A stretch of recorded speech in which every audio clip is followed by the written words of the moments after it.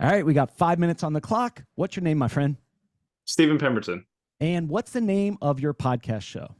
So my show is Voice Like a Lion podcast. Awesome. And on today's episode, we're going to talk about how to build an engaged audience, an engaged community, because you have an experience where you saw someone who had millions of followers, but they couldn't get them to do crap. All right, so Yep. take us away, man. Give us some idea on what you would like to share with the community today. Yeah, so that is exactly my mindset going into the show. Is I saw an article where a TikToker had 1 million followers on TikTok, did a meet and greet, and 0 people showed up. Not even 8%, like 0% showed up. So for me, is as I'm more in the early stages of building my podcast, because I've been mainly a guest. Now that I'm building my own podcast, what does that look like? How do you actually build an engaged audience who's there, not just for the guest that you're having on the show, but for you as the host? Yeah. So what does that look like? So 1 million followers, and from Yeah. the outside looking in, a sponsor could go, "Oh, that's great. We want to throw money at it." And they spend all this money, and then 0 people, not even this guy's mom, shows up to this event, right? Like, Yep. so how do you do it differently, and what are your thoughts? Yeah, so that is my thought process behind it, is how you do it differently. What I've seen here in the community that I'm a part of locally is being able to have people that buy into what you are doing is actually giving real value. I mean, being a business owner, I've been a business owner for the last 4 years, is it's not about how well you can sell. Selling is a great skill, but more than selling is how do you have real palpable value. So for me, the way that I do that a little bit more uniquely is having vulnerability, being really open and transparent with the walk that I've gone through, because more people can relate to the pain than they can the purpose, than they can the promise, than they can the actual end goal, the mountaintop. So for me, the one way I've had people buy into me, whether in business or on the podcast, has just been through vulnerability. Vulnerability. What was the hardest thing to become vulnerable, right? And I believe you, because you could talk all day long and look Hmm. awesome, and people are like, "Man, I want to follow that dude."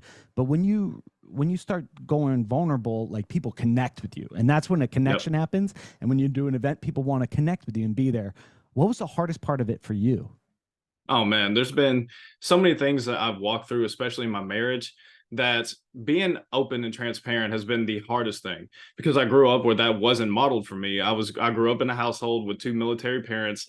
There was not any vulnerability. They barely talked to each other, let alone taught me how to talk about my emotions.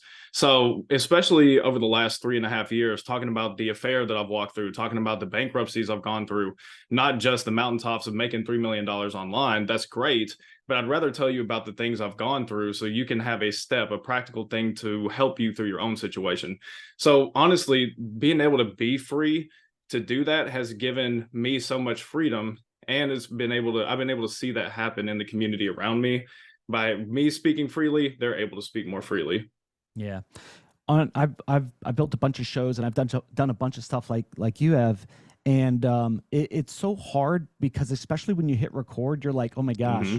who can hear this? What's going to be the fallout?" And it's really hard to do it on a recorded line or in front of people recording. Yep. What's your input for that? Is like, is it better to just kind of put it in the open, or is it better to kind of gauge who hears it? What are your thoughts?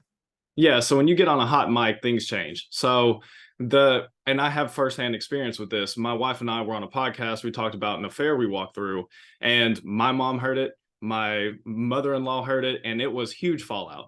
And so what we ended up having to realize was, yes, that is your story and that is your truth. And it is the truth. That's what happened. And it's how do you structure that in such a way where you're not bashing anyone else who was a part of that story, but actually incorporating them into it. So that's been a process, is learning how to bring that full circle. Yeah, I've interviewed, thousands of dudes, especially like on my show, Uncensored Advice for Men. And that's a hard topic, especially if they're talking about a new wife or a former wife or this or Yeah. that or an affair. One final piece of advice that you have for podcasters and for media creators on becoming vulnerable. What's like a good starting point to do that? Yeah, good starting point to do that is look back in a time and a place where you were really hurt, you were really in pain, and you were able to walk through that. How did you get through that? What was the mindset that you were in? How did you shift that mindset to get to where you are now? So those are really the big steps that I've gone through, and I think that that's a really good spot to start. Cool. What's the name of your podcast? Where can people follow you, connect with you, and create a raving review on your show? Where could we go? So Voice Like a Lion podcast, it's everywhere that you can find podcasts. And yeah, that's really where you can do it. Awesome job today. You stay on the line. Guys, have a great day. Thanks for tuning in to Podcast Host Army.